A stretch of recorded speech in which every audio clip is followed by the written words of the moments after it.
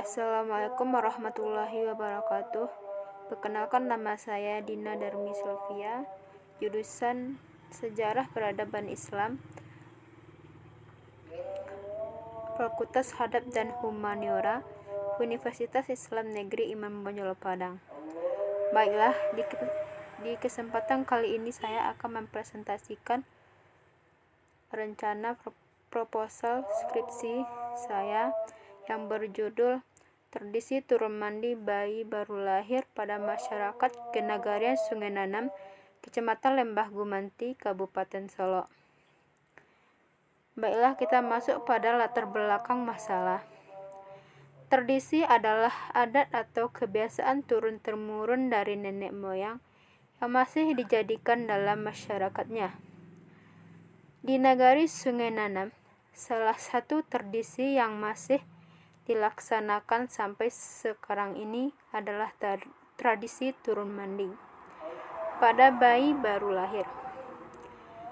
Tradisi ini mempunyai arti penting dan terkandung nilai-nilai tersendiri yang dipahami oleh masyarakat itu sendiri, yang dimana tradisi ini hal wajib yang dilakukan dan masih dipertahankan meskipun bertolak belakang terhadap ekonomi masyarakat Nagari Sungai Nanam yang lemah.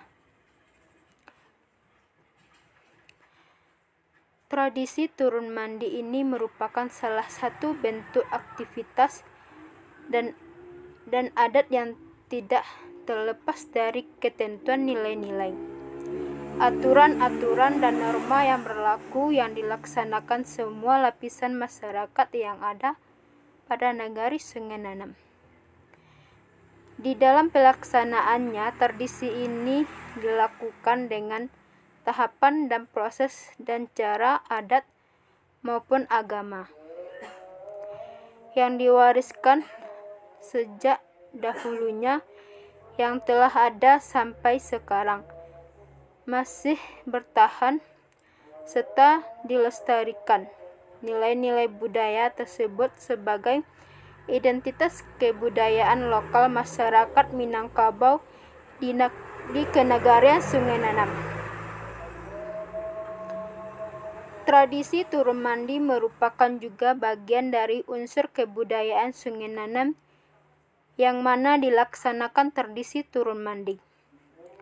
Makna-makna turun mandi yang terkandung di dalam tradisi turun mandi.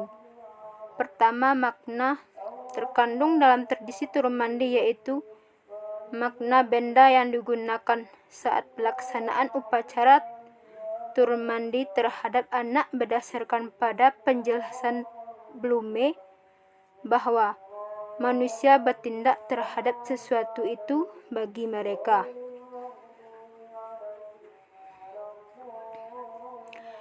Jadi, berdasarkan hasil penelitian dapat penulis lihat tradisi turun mandi pada masyarakat Nagari Sungai Nanam karena benda yang digunakan sangat mempunyai makna, salah satunya benda yaitu sigi kain buruk atau obor yang terdapat dari kain-kain yang tidak digunakan lagi. Bermakna jiko kalam basigi, jiko licin batungke, yaitu mengajarkan kepada bayi jika besar kelak nantinya tidak ada satupun hambatan dalam menuntut ilmu dunia dan akhirat.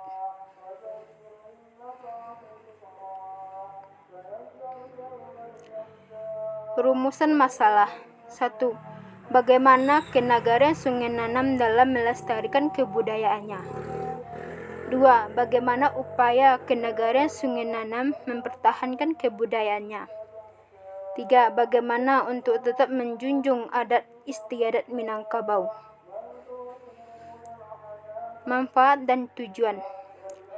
Adapun manfaat dari penelitian ini yaitu 1.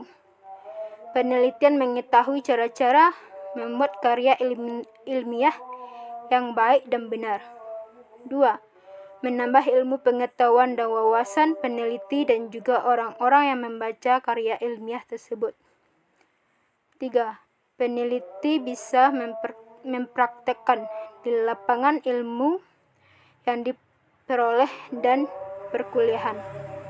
4. Hasil penelitian bisa dijadikan sebagai sumber tulisan atau buku. 5. Hasil karya ilmiah ini bisa dijadikan koleksi perpustakaan daerah khususnya untuk di Kenegarian Sungai Nanam. 6. Menjalin silaturahmi antar peneliti dengan masyarakat yang ada di sana.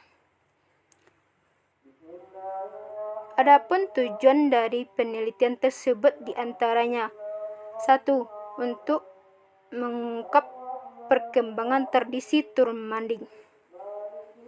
2. Sebagai salah satu syarat dalam pembuatan skripsi. 3. Untuk mengungkap tradisi yang ada di Kenegarian Sungai Nanam. 4. Menumbuhkan minat di kalangan pelajar dan mahasiswa untuk mempelajari tradisi kebudayaan yang ada di Sungai Nanam. 5.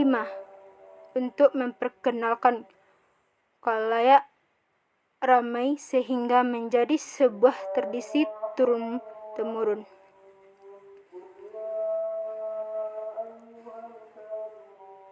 Penjelasan judul. Tradisi.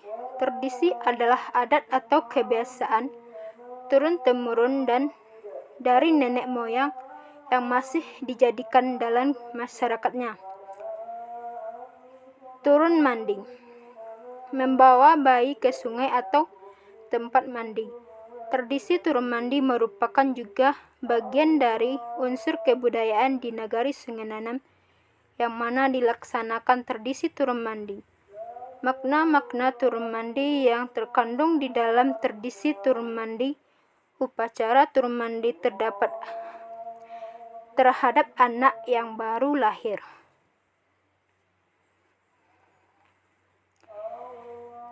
Metode penelitian. Berdasarkan pokok masalah yang dibahas, maka metode yang digunakan adalah tradisi atau metode kebudayaan. Oleh karena itu, langkah-langkah dalam penelitian ini adalah sebagai berikut. 1. Heuristik atau mencari dan menemukan sumber sejarah. Pada tahap ini, peneliti akan mencari dan mengumpulkan sumber-sumber yang relevan untuk penelitian ini. Berhubung penelitian ini bersifat lapangan, maka penulis mengumpulkan sumber dengan cara mewawancari tokoh serta masyarakat yang ada di sekitar Nagari Sungai Nanam. 2. Kritik sumber.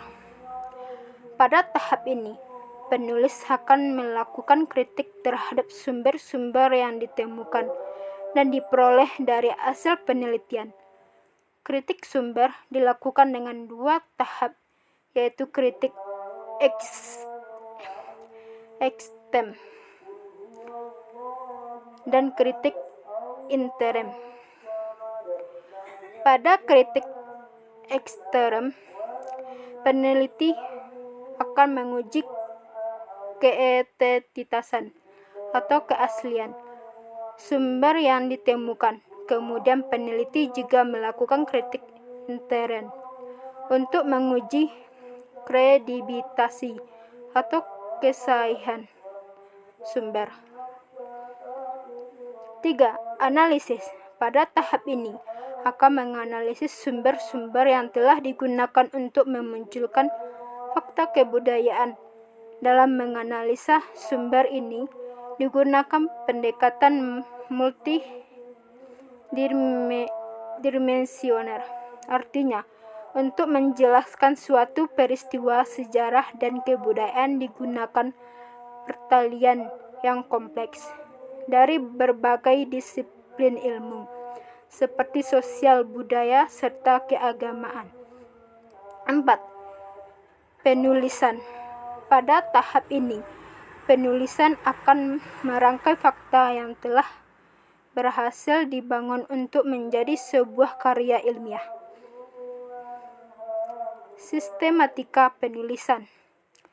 Adapun sistematika penulisan proposal ini yaitu Bab 1.